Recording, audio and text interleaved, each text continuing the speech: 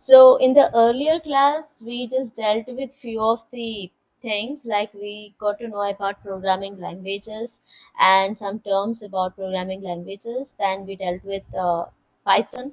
So what are the features of Python do we have, and who has actually invented Python? And then we dealt with installation of Python. We dealt in both the ways. We just learned how do we install Python from ideally by using python.org, and the different modes of coding also, like interactive mode and the programming mode. And then we also installed Anaconda and we opened the Jupyter notebook and started coding up. So that is another way of installation. And anyways, I suggested you all to go with Anaconda because that would be the best option for programming. And then we also dealt with the basic constructs, like we have seen about comments. Like, comments are something which actually describes a program. So you have single line of comment and double line of comment. So we dealt with both of the things. And we also saw the keywords, like what all keywords do we have.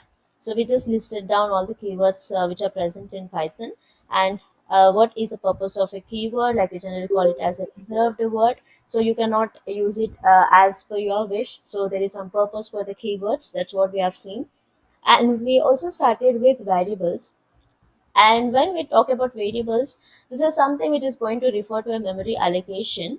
And we also dealt with the different naming rules of variables. Like it can start either with an alphabet or underscore. And you can have only underscore as a special symbol. No other special symbol is acceptable in the variable name. So we dealt with the valid variable names, which can actually start with a alphabet and it can start with an underscore, and you can have only underscore in between of this variable name, which is a valid thing. And we have seen an invalid thing also, like it should not start with numbers, you should not have any other special symbols apart from underscore. So this comes under invalid thing. And we also got to know that underscore itself is again a valid variable name. So you can have a single underscore, double underscore, or triple underscore. So that can be a valid thing. And these variables are of case sensitive, so we just went with an example. ABC is equal to 10 and print ABC. So we have a case sensitive thing. So A is capital over here, but here A is small. So hence Python is a case sensitive language. It will even check with all the variable names with cases. So you have to be very clear enough when you're noting down the variable name. So the variable name should be the same thing throughout the program. If you just make a small mistake in the variable name also, you will find an error. Okay. So that all what we have dealt in the last class. And we also seen with identifiers. Like I said, identifiers are the names which can be given to classes, functions, variables, etc. So these variables are also called as identifiers. Similarly, when we deal with functions concept, you can take function names as identifiers. And when you deal with OOPS, you can take class names as identifiers. So identifiers is something which is going to denote all these type of entities. And the naming rules for identifiers will be the same thing. So we are going to follow the same naming rules whatever we have followed for variables. Okay.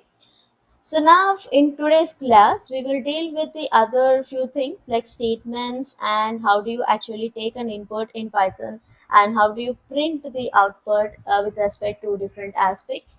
And then we start with basic things like operators, and then we'll go with the data types. Okay. So now we will just discuss about statements. See, what are the statements?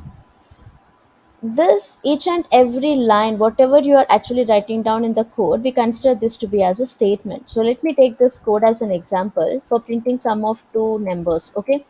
So this each and every line is basically considered as a statements in programming language. Okay. So when I just include one line, one type of statement in a one line, I basically consider this to be as a single statement, single line statement. Now I can also have multiple line statements just by using a semicolon. So what I've done here, I just brought this print statement next to b is equal to 20 with a semicolon. So the purpose of semicolon is terminating the statement, or it represents the end of the statement. So you have ended the statement b is equal to 20, and you also printed something over there along with the same thing. So we generally call this type of statements as multiple statements. So you are having multiple statements in a single line just by taking down the semicolon. So it's not mandatory that you should have semicolon in Python. And if you have semicolon in Python also, you'll not get any error. See, for example, I've used a is equal to 10 and semicolon and print a plus b semicolon. So what the semicolon means, it's terminating of a statement, correct? So if I have semicolon over here, it doesn't matter, it gives me the output. So it doesn't throw me any error. So basically, if you deal with other programming languages like C and Java, semicolon is must, right? But in Python, it's not mandatory. So hence, it's a comfortable language for us. You can also, if you miss semicolon also, it's fine. It doesn't give you any error. But if you wanted to have multiple statements kept in a single line, then you can obviously use semicolon and then write the other statement next to it. Now, if I miss out the semicolon and I just write the other statement, look what I got. I clearly got that it's an invalid syntax. So semicolon indicates that it's an end of the statement. So if you don't want it to include semicolon at all in the program, please have all the steps as a single line of steps or a single line of statements in your program. Okay, so this will be a valid one again. Got it. So statements are like whatever statements, like whatever line comes, we generally call each and every line as a statement in Python. And not only in Python, in any programming language. The only point is you can have multiple statements also by separated with semicolon. That's the purpose of statements. Okay. Now let us see about input and output formatting. Look at this. In this previous example, what I've done, I just choose 10 and 20 as my values and I started printing sum of 10 and 20, right? So the number of times I run this code, I will obviously get the output as 30 only, isn't it? So all the time I run the code, I will get the output as 30. But if you wanted to have variations in the variables of A and B, then you can actually read some values from your keyboard. So we generally call it as we are reading some values from the keyboard. So you are inputting something over here. Okay. So for this giving some values from the keyboard, you can actually write input of. So input of is a function which is going to read some value from the user, and print is a function which is going to give the output. Okay. Now just see if I run this code, what happens. It's asking me for the a value. So I'm giving some a value as 10. And now it's asking me for the b value. So let me give some b value as 20. But look at this. What is the output I have received here? It's 10 and 20. So one thing you have to understand is in Python, if you are trying to read something from the user, the data type of the input will actually be string by default. Okay, so default data type is string. That's the reason when I used plus symbol, it actually concatenated both of them.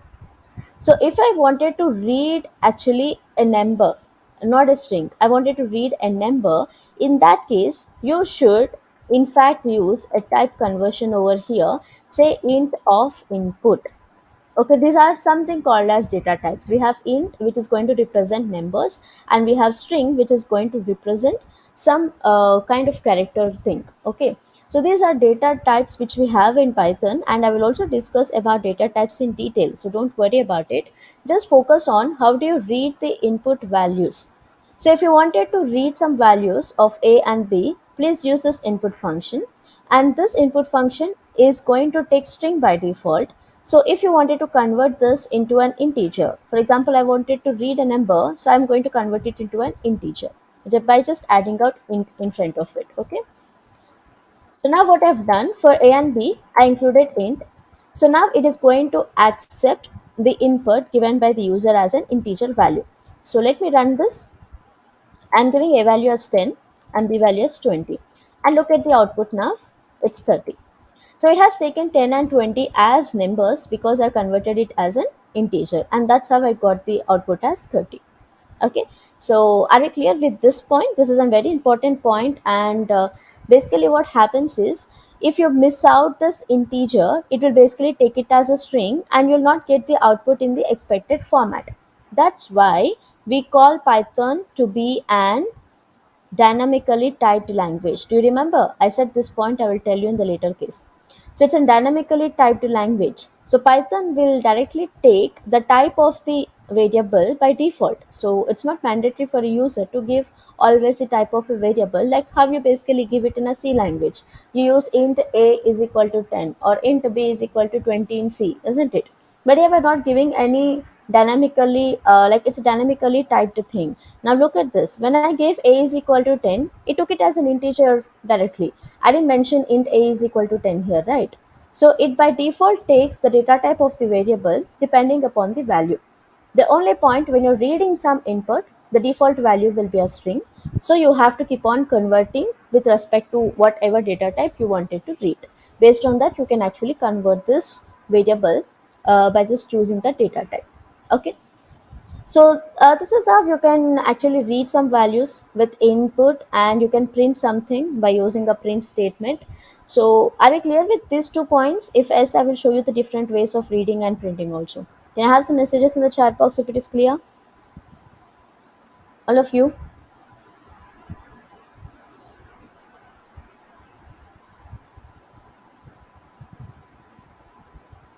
clear? If you get any doubt, please stop me in the middle and ask me so that we can clear the doubt and then move to the next also. Yeah. Okay. Great.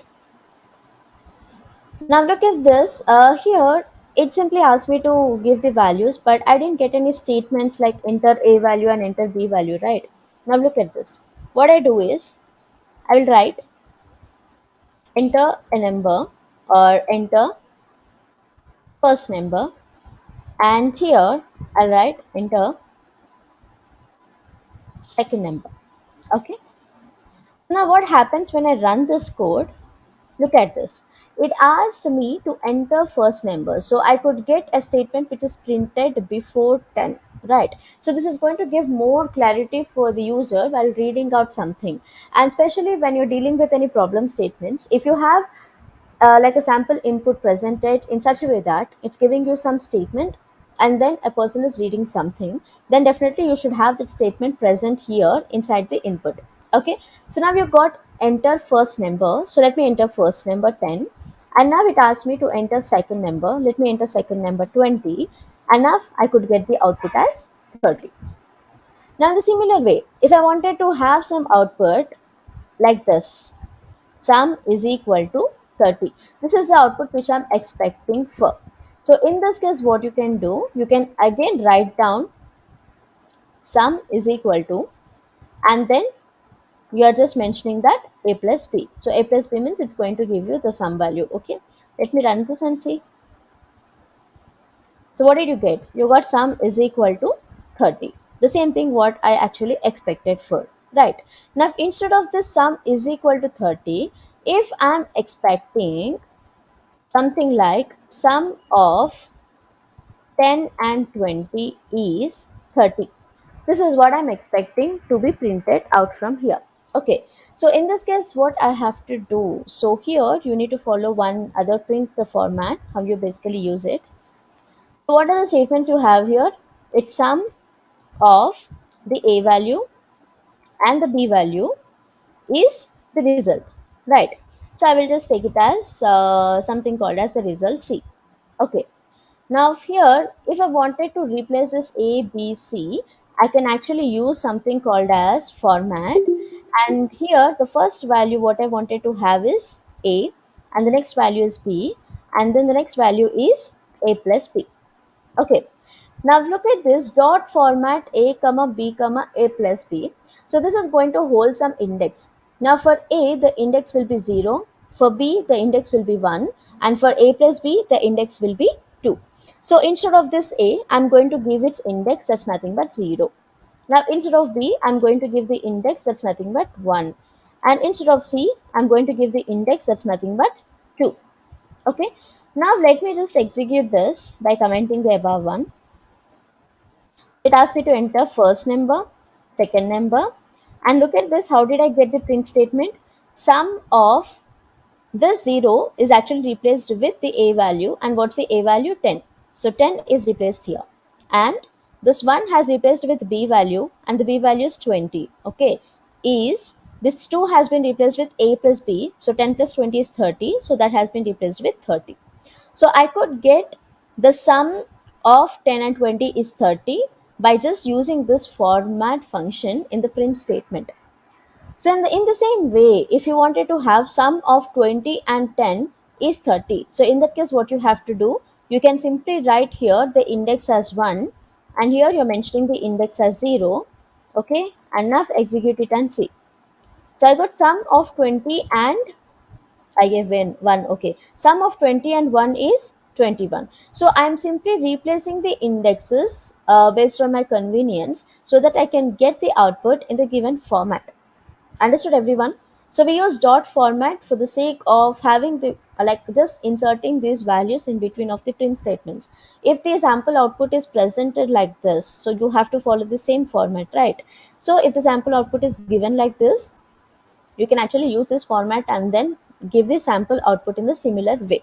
And for input, if you wanted to hold out some statements like this, then you can write the statements in just as a parameter for this input function, so that you'll have the statements displayed here and you're giving the value, and that's how you're getting the output later. So are we clear with input and output formatting? This is like very important case of when you're dealing with some problem statements. So when you write down live coding for a problem statement, you have to specifically look into the sample input and sample output given in the problem statement, correct? So that should match with whatever input you're giving and whatever output you're getting over here with the logic, whatever you have written. Okay. So at that case, this plays a major role. Anyways, when we start discussing with problem statements, then we will again go to this concept, and we will also see how the sample input and sample output is matching with the logic what we have written. Operators. And look at this, operators are like something which is very common with your math again. So you'll have some of the operators which you have already seen in math. So the same thing we will be discussing over here also. So let me start with the first operators what we had, that's arithmetic operators. So like in arithmetic operators we have addition, subtraction, multiplication, division, floor division, modulus, and exponentiation.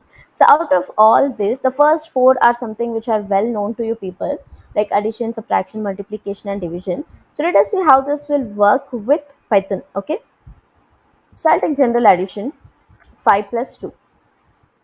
So it gave me the output as 7. Okay, now let me take some float value. I got the output in the form of a float value also. That's nothing but a decimal value. Okay. So when I talk about addition, so it's going to give based on this values what you have, whatever you have given. Now when I give a number, I got the output as a number. When I give a decimal value, I'll get the output as a decimal value. Similarly, if I'm giving some strings, something called as A and B. So I will get the concatenation of A and B. So depending upon the different data types, this also varies. Okay. Now when I talk about arithmetic operators, we basically use it in terms of normal numbers. So I just took a number and I'm just representing it as addition. Okay. So 5 plus 3 has given me 8.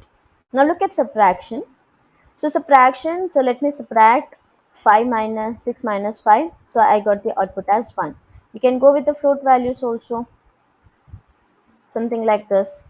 So I'll get a float value and look at the decimal points, how many decimal points I've got it. So it's going to give the largest float value or the largest decimal point to be. Okay. And now you can also go with the next case what we had. So if I simply take something called as a string, and then subtract it and see what happens. I'll get an error because subtraction is not valid operator for strings.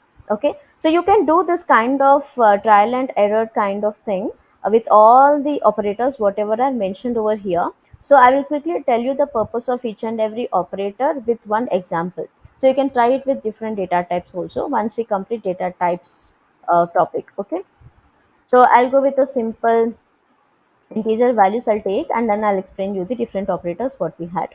So addition is clear, subtraction is clear. Now go with multiplication. It's going to give you the general multiplication what you basically do in math. And you had division. So come to division. So when I write a divided with 4, so what it is going to give you? It's going to give you the quotient. Okay, so please remember that division is going to give you quotient, but only the division is going to give you the float value of the quotient. Means you will have a decimal value presented over here. Okay, now if you don't wanted a decimal value, but you wanted only 2 to be printed, here in this case you should go with the floor division. This is another operator what we had in Python. So this is floor division, and floor division is going to give you an integer value, and normal division is going to give you the decimal value. Okay, these two are very very important concepts, because whenever you deal with any logics, you have to be very clear enough where you wanted a decimal and where you wanted a number. Okay, and most of the cases people will go with number, so floor division is something which is used for a lot of time, and this is going to give you quotient. Okay, now if I wanted to get any reminder, then I can use this modulo sign. So modulus is something which is going to give you the remainder. So 8 divided with 2, 2 fours are 8, and the remainder is 0. So it gave me 0. Okay, so this is the operator which gives you a remainder. And the last one what we had is exponentiation. So exponentiation means the power. So 2 power 3 is going to give you 8. So exponentiation is something which we had in Python, which is going to denote the power. Okay. So similarly, if you had something like called as 5 power 2. So 5 square is 25. So this is going to give you the power. Okay, so these are some arithmetic operators what we had: addition, subtraction, multiplication, division, floor division, and modulus and exponentiation. So the last four are basically an important thing, and it's an something which you have to remember first of all. So divisions are going to give you only questions, and modulus is going to give you the remainder, and you have exponentiation which is representing the power. Okay, so I hope these arithmetic operators are. The next type of operators what we had is relational operators. You know, relational operators are something which you would have already heard about it, like less than, greater than, less than equal to, greater than equal to, or not equal to. So this is something which you already found it in math kind of thing, right? Now, these relational operators are going to check for a condition, right? It's going to check whether 5 is greater than 2, or 5 is less than 10. So when it just goes with the condition check, so it obviously returns you either true or false values. So the same thing happens here. So let me start with first one, that is less than. So let me write 2 is less than 5. It is returning me true. So that says that 2 is less than 5. Yes, this condition is true. Now similarly, 10 is greater than 5. Yes, it is true. Now when I talk about equal to, 5 is less than equal to 5. True or false? It's true. 5 is less than or equal to. It's going to check whether it is less than or equal to any one of the condition. If it is satisfied, it's going to give you true. Okay. Similarly, greater than. Now let me take 10 is greater than equal to 5. So is it true or false? It's true. So 10 is greater than or equal to 5. Yes, it's true. Then you had equal to and not equal to. So when I talk about equal to, 5 equal to 5. True or false? Yes, it is equal to 5. Now 5 is not equal to 5. This is false statement, isn't it? So it should return you something called as false. So all the relational operators, greater than, greater than, equal to, not equal to, all these relational operators will definitely give you the values called as true or false. Okay, so these are some kind of operators what we had again. So it's only going to give you either true or false. And the next operator what we had is assignment operators. See, earlier we just dealt with some assignment kind of thing, like a is equal to 10, right? So this is something where we are assigning a value to the variable by using the assignment operator. Okay. In the similar lines, we actually had all the arithmetic operators which are combined with assigning. So you have plus, minus, into, divide, float, divide, exponent. All arithmetic operators are present here. Okay. And you're also assigning something. So see what happens now. When I just simply write a plus is equal to 2. So this statement is actually equal to a is equal to a plus 2. So instead of writing it as a is equal to a plus 2, you can write it as a plus is equal to 2. So this denotes that it's going to add 2 to the value 10, and it is going to update it in the value of a. Now let me print a and see, the output is 12. So 10 plus 12, right? So the output is 12, and it has been updated in the same value. So what is the difference between a plus 2 and a plus equal to 2? A plus 2 is something which is going to just give the result of a plus 2, that is 10 plus 2 12, but it is not going to get updated in a. But here when I use assignment operators, you are updating some value after performing some operation for the same variable. Okay, now let me also do with a minus equal to 2. So when I write a minus equal to 2 and then print the value of a. Now can anyone tell me what is the answer if I get for this a? A minus is equal to 2. Can you guess what is the answer? This, the updated value what you had for a is 12, isn't it? So when I talk about a minus is equal to 2, since you have updated some value of a here, so a value was 12, so 12 minus 2, the a value will actually be 10, right? That was the updated value over there. Now if I actually run the same set of statement in the same cell, the one what I said would be the correct one. But now since I just applied some value over here as a is equal to 10, so 10 minus is equal to 2, it just gave me value as 8. Now I'll do one thing. I will just take out the statement and I will keep it over here, and let me see what output I'll get. Now look at this. See, in the statement, what happened when a value was 10, you have just added 2 to the a value and you got it as a 12. Correct. Now 12 minus is equal to 2. So the 10, that's nothing but 10 minus 2. Sorry, 12 minus 2. So you'll get the value as 10. So what it is going to do, it is simply subtracting 2 for the from the updated value of a, and it is printing the updated value of a. So the a value will be 10 over here at this point. Now earlier cases when a was 10 and you just subtracted with 2, then the value will actually become to 8. Okay, now let me also do it same case over here, like multiply and divide. So look at this. So when I write a multiplied is equal to 2, so what it does, it just multiplies 2 with the a value, the latest updated value. And what's the latest updated value? It's 10, right? So 10 into 2, it should give me the value as 20. Okay, now let me go with division.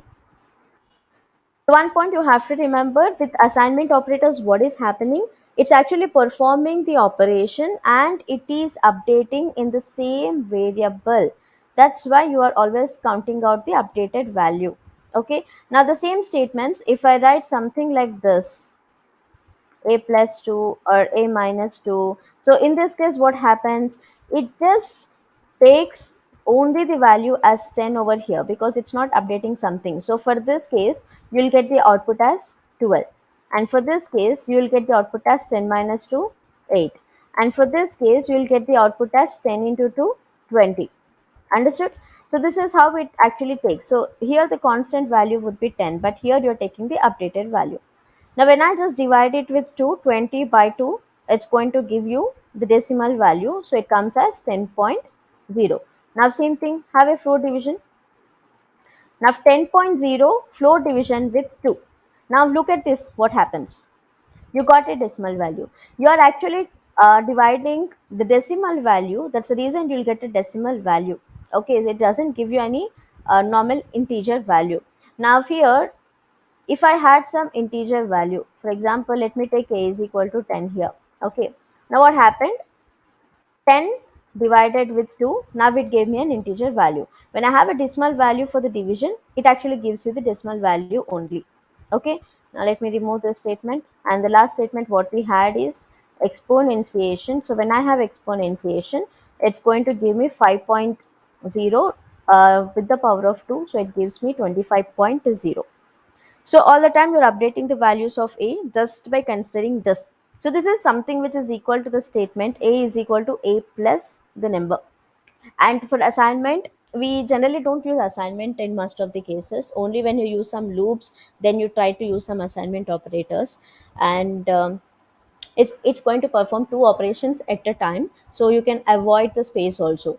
Like instead of just simply writing down something like this, a is equal to a plus 2, it actually applies it and also assigns it internally. So this is something which is going to take less complexity than the present one, so less time to execute. That's the purpose of assignment operators. So are we clear with assignment operators, everyone? Then I'll move with the next one also. Yeah. So I'm going with the next one, and that is logical operators. So these logical operators are also something which you would have heard about it. Like, you would have learned about logical gates like and, or, not, isn't it? So what is the purpose of this and, or not? We used to have some conditions for true or false, right? Now let me just take some comment and then give you the explanation. Now I'll check with few of the conditions. If you wanted to have multiple conditions, then we are going to use these logical operators. Now let me take, there is one condition, say 5 is greater than 3 and 5 is less than 10. I had multiple conditions here. So what it basically does is it checks with each and every condition, and if the first condition is a true and the next condition is also true, it's going to return true value. So here when I talk about gates, and will work out, or and is going to give you the output as true only if both the conditions are true. If either of the condition is false, you're going to get the output as false, like this. Okay, now I had false and false. Yes, either of the condition is false, you're going to get output as false. Now if I have false and true, then also you get the output as false. Only if both the conditions are true, you'll get the output as true. If any one of the condition is false, you're going to get the output as false. This happens with and. So let us see with some examples for and cases. Let me take the first example only. 5 greater than 3 and 5 less than 10. Let me execute and see. See, what did I get? I got the value as true. So 5 is greater than 3, true, and 5 is less than 10, true. So I'll get the answer as true. That's how. Now if I just take 5 is less than, sorry, greater than 10. Now what happens? I got the output as false. 5 would be greater than 3, yes, but 5 is not greater than 10. So that's why I'll get the answer as false. So and is going to check with both the conditions. If both are true, output will be true. If either one is false, output will be false. Now let us check with the same case and let us see for or how it is going to happen. So instead of and, I'm keeping or. And what is the condition for or? If one of the condition, if either of the condition is actually true, you'll be getting the output as true. Else you'll get the output as false. If one condition is also true, you're getting as true. Okay. So if one condition is true, you'll get the output as true. Here both the conditions are false, so output will be false. Here one condition is true, so you're getting the output as true. So any one condition, if it is a true statement, then you get the output as a true for or. And if both all the conditions are false, then you're going to get it as false. So let us see. I gave or, and I'm just using another thing. Or 2 is less than 5. Now look at this. 5 is greater than 3. Yes. So this is going to give you true. 5 is greater than 10. No, it's a false. And 2 is less than 5. Yes, it's a true. So when I deal with or condition, if one statement is true, there's no point of checking out with the other statements, because or always checks with a true condition, not with a false condition, correct? So if one condition is true, you can directly believe that this is going to give you the output as true. So no need to check with other conditions. So let me execute and see. I'll get the output as true. So that is how or works. Okay. Now going back to the next one, that is not. So when I talk about not of true, that's nothing but false. Similarly, not of false, the true again. Now can someone tell me the answer for this? Not 5 greater than 10. What would be the output? It's a false statement. When I had not of false, it should give me true. So let me execute. Yes. So the output is true. Okay. So it just checks with the condition. If the condition is true, it's going to give you false. If the condition is false, if it's going to give you true. That's how it is going to act here. So this is about the logical operators. We had and, or, not. Okay. Then we look into the other interesting operators what we had. That is membership operator. So membership operator is something which is going to check whether something is present in the collection or not. For example, I'll write H in hello. Do you think H is present in hello? Yes, you have H here, right? So H is present in hello, yes, so it has to give you true. Now if I just simply write Y in hello, do you have Y in hello? No, so it should give me false. So what this in operator is doing, it is actually checking whether the given character is present in the entire set of characters or not. That's what it is actually checking. Okay. Now, similarly, not in is going to check whether it is not present in the given set of characters. Now, Y is not present in hello. Is it a true statement or false statement? It's a true statement. So, it should give me the output as true. Y is not present in hello, right?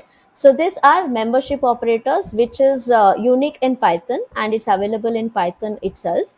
So, in and not in. Okay. And then we had identity operators. This is also an unique thing which is present in Python. And when I talk about identity operator, is and is not, this is something which is equal to and not equal to. Now what happens when I write pi equal to 5? I got the output as true. So instead of equal to, let me write is. I got the output as true. So is nothing but an equal to. So it is something which is like equal to. And this is a warning. So if it is a warning, you can ignore it. If it is an error, you have to worry about it. So 5 is pi, true.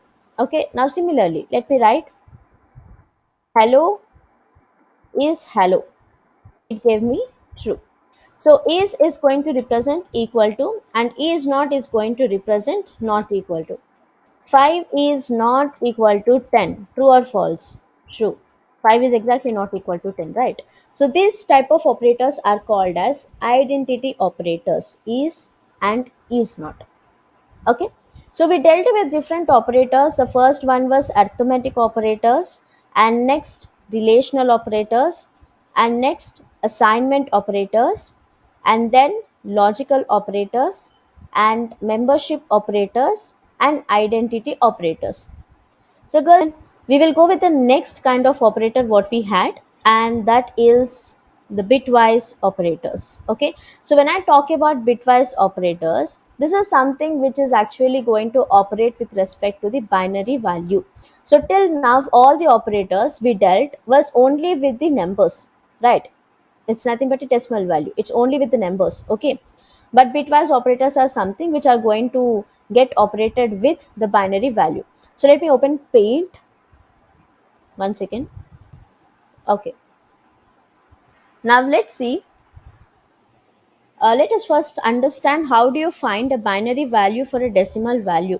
See, for example, I had all the decimal values like you had 0, 1, 2, 3, 4. Okay, these are some numbers what we had. And what are the binary values for that? You can take 0, 0, 0, and then 1, and then 10, and then 11, and then 100. Now again when it comes to 1, you're going to start with 1, then again 10, then 11, and then 100. This is something which we can follow up with the flow, and if you feel like remembering this is quite difficult, then we will go with the methods. How do you find a binary value for the given number? Okay, so let me show you some binary value with a given number called as 6. So let us find the binary value for 6. So for finding the binary value, you need to take the LCM of 6 with 2. Okay, so let me take 6. I'm taking the LCM 2. So 2 threes are 6 and the remainder is 0. Then 2 ones are 2 and the remainder is 1. So what happened here? Till here you can do it and you can stop it. Now please start taking the reminders from the down. So what did you had the reminder? It's 1, then you had again 1, and then you had 0. So this is the value for 6. Okay, and obviously the next like the leftmost part will obviously be 0, so you can actually ignore it, and if you just check out with the next case you will understand. Now if I take 0 and then 1, then you will get this also. Okay, but still most of them will do it here and stop, and anyways we are going to take 4 different numbers for binary till 15, and then again it differs. So based on that you can actually consider it. So one way of calculating is by taking LCM. So let us try to calculate the binary value for 11. So for 11, what would be the binary value? So 2 5s are 10, remainder is 1. Then 2 twos are 4, remainder is 1. Then 2 ones are 2, remainder is 0. So come from the down, and what's the value? 1, 0, 1, 1. So this is the binary value of 11. So how do you confirm whether this is a binary value of 11? For that also you have a trick. So you take 1, 0, 1, 1 and check whether it is the binary value of 11 or not. For that, you just consider 2 power 0, 2 power 1, 2 power 2, 2 power 3. These are some things which you are going to take. Okay. Now what you do is 1 into 2 power 0 plus 1 into 2 power 1 plus 0 into 2 power 2 plus 1 into 2 power 3. Okay. So what you're doing, you're actually adding up all the things. So when you just keep adding them, 2 power 3 is 8 plus 0 into something 0 plus again 1 into 2 2 plus 1 into 1 1. So when you just add it, what did you get? 8 2 10 plus 1 11. So this is going to give you that yes, 1011 is actually the binary value for 11. So this is how you can actually test it. And similarly, instead of doing LCM, if you wanted to just simply check the binary value for 11, you can also do it in this way. So what I've done over here, I took some values of 2, like 2 power 0, 2 power 1, 2 power 2, 2 power 3, 2 power 4, and so on, right? Now what you do is, you just take, just see which of the numbers can be added so that you will get the sum as 11. So same thing, now 2 power 3 is 8, you can add 8 plus 2 plus 1. So here I know that I can add 8 plus 2 plus 1, so I will get the output as 11. So at this particular point, wherever I've added it, what you do is you actually replace that with 1. So this place is added, so 1, and this will be 0, and this is added 1, and this is also added 1. So this is again going to give you the binary value of the particular number. So this is one more way of finding. Instead of LCM, you can also find it in this particular way. Okay, the same thing, if you wanted to check whether it is the opt one or not, you can actually check from this way. You can actually have a sum of all these numbers, and then you can check whether this is the binary value or not. So let me take one more example of 15. I wanted to find the binary value for 15. So how I do it? 2 power 2, 2 power 1, 2 power 2, 2 power 3. Now let me take 8. This is going to give me 8. This is 4. This is 2. This is 1. Just see if I can add it and get 15. 8, 9, 10, 11, and then you had 11 plus 4, 15. So all the numbers can be added so that I will get the value as 15. So all the numbers are replaced with ones. So this will be the binary value for 15. Okay, so this is one way of calculating, and this will be quite easiest one. Instead of doing LCM, you can directly check with this and you can calculate it and do it. So this is how binary value is calculated, and you get all the binary values in the similar way. Okay, now whatever operations we are currently doing, this is going to deal with only binary values, like only zeros and ones. So before I step into the operators, just let me know whether calculating the binary value is clear with all of you or not. Now let us see how do you calculate or just go with the binary value again, and then deal with the other operators what we had, the bitwise operators. Okay, so for the bitwise operators, we had bitwise and, okay, and we call this as and you have bitwise or, you have bitwise XOR, and then you have right shift, and then you have left shift. One second, this is left and this is right. And then you have something called as ones complement. Okay, please listen to this very carefully, and this is quite an easiest topic also, so it doesn't be so tough. So let me take two decimal values, like I wanted to calculate for 10 and 11. Okay, and you know what is a binary value for 11? It's nothing but 0 1 0 1 1. That's for 11. And for 10, it's 1 0 1 0. These are the binary values. So let us calculate bitwise AND for this binary value. So when I talk about AND, the same condition follows. If both the conditions are true, we are going to get the output as true. If either one is false, then we are going to get the output as false. Now since here we don't have any true or false conditions, what we do is we take 1 for true and we take 0 for false. Okay, and let's check it. You had 0 and 1, so 0 is present, so output will be 0. Next 1 and 1, yes, both are true, output is 1. Then 0, 0, both are false, output is 0. Then 1 and 1, both are true, output is 1. So only one point. If you had 0 and you are just keeping it as 0, if both the values are 1, you're keeping it as 1. If both the values are 0, you're going to have 0. If either of the values are like 0 or 1, then you're going to take the output as 0. The same condition what we have followed, just instead of 1 true, you are taking it as 1, and for false, you are taking it as 0. Okay. Now check with or also the same thing what we have done earlier. So for or, what you do, you actually check with either of the true conditions. So if one true condition is there, you're going to have the result as true. So 1, it's a true, so have 1, and it is a true, 1. This both are false, 0. Then this both are true, 1. So what happened here for or condition? You checked if either of the case, either of the number is 1, you are going to get the output as 1. And if both the cases are 0, you are going to get the output as 0. That's what you have done with or. So and or are something which is similar to your logical.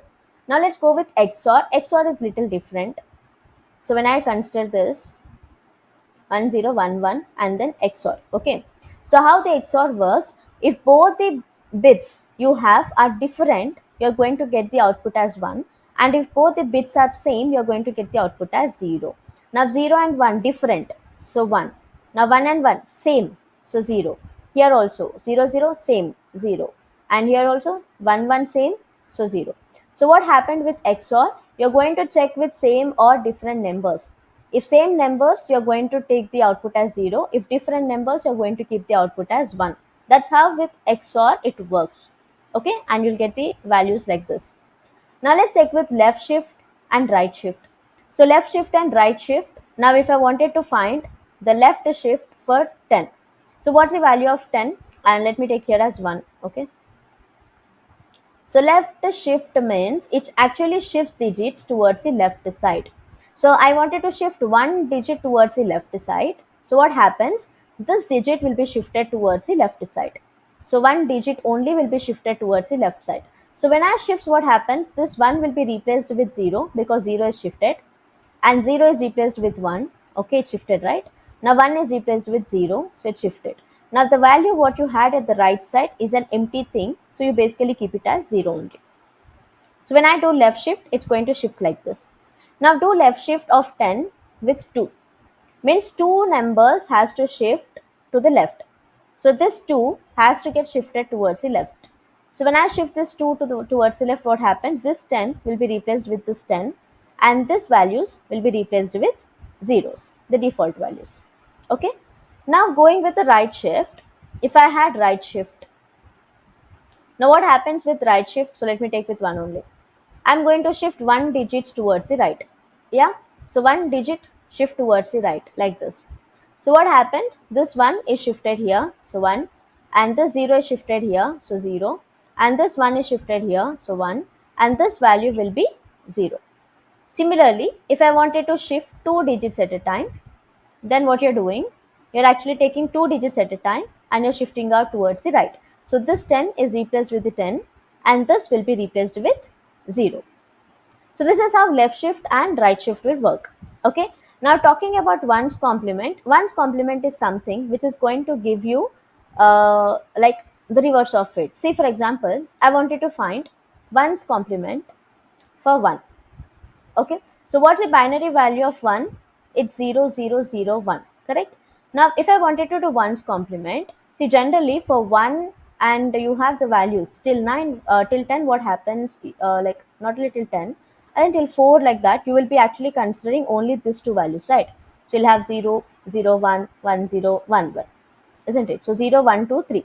So till 3 values you are going to consider this, and from 4 you are going to have 3 digits kind of thing. Okay. So here when I talk about 1, the binary value is 0 1, and the rest of the values are going to denote that it's a positive value. So 0 means positive, 1 means negative. Now what happens when I do ones complement? You're converting all zeros to ones and ones to 0. So when I do ones complement, this zeros will be converted into 1, and then you have the 0 converted into 1 and 1 converted into 0. So you're actually replacing it.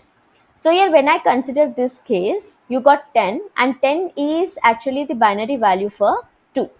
So I'll get 2 and 1 is going to denote a negative number. Okay, so minus 2. So 1's complement of 1 is going to be the answer as minus 2. So instead of doing all this kind of thing, like most of the people will get confused with this signing part, right? That's why we had a formula over here for 1's complement.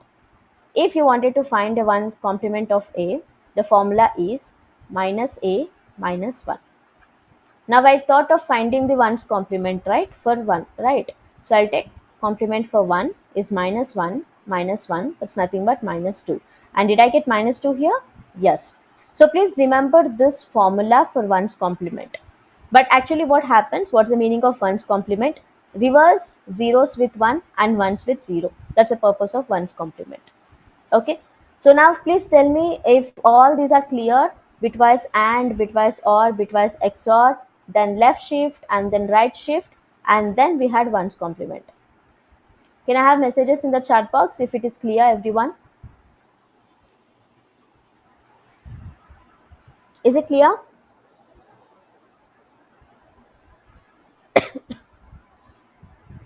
All of you? Yes. So I wanted you to just practice it like in the compiler. Just do 5 left shift 2, or you just do 5 bitwise and that's 6, and then see whether you're getting the output also in the similar way. Okay, so you can actually do this practical kind of thing and check whatever output you get, so that you'll also improve your practical skill, right? So that's all for today. So we just dealt with different operators in today's class, and I wanted everyone to just check with compiler. So please do with compiler, like have different values and then try to implement all of these things. The notepad, whatever I have used, I will share it in the WhatsApp group. So for your reference, so till that extent, make sure that you're practicing by the next class, so that in the next class I can start with data types directly, and we can go with the different conditional statements, like small parts of coding we can do in the next class, okay, with conditional statements. So we'll deal with data types in the next class, and then we will go with the coding aspect also.